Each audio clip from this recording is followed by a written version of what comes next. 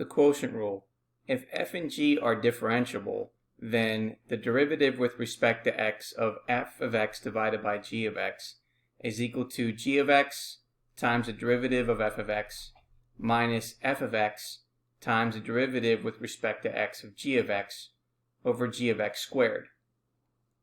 So in words, the quotient rule says that the derivative of a quotient is the denominator times the derivative of the numerator minus the numerator times the derivative of the denominator, all divided by the square of the denominator.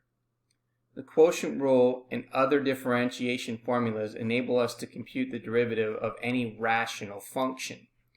So in prime notation, if we have the function f and divide it by g, and we want to find the derivative of that, it's going to be g times f prime minus f times g prime over g squared.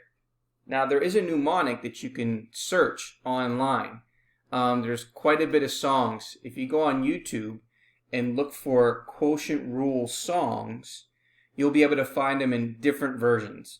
Depending on what style of music that you like, it's going to allow you to remember that. So I'm going to go ahead and write here what the mnemonic's going to be.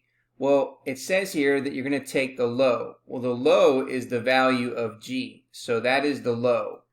And then you're going to find d high, which is the derivative of the numerator. So it's low d high, so it's low times d high, and then minus.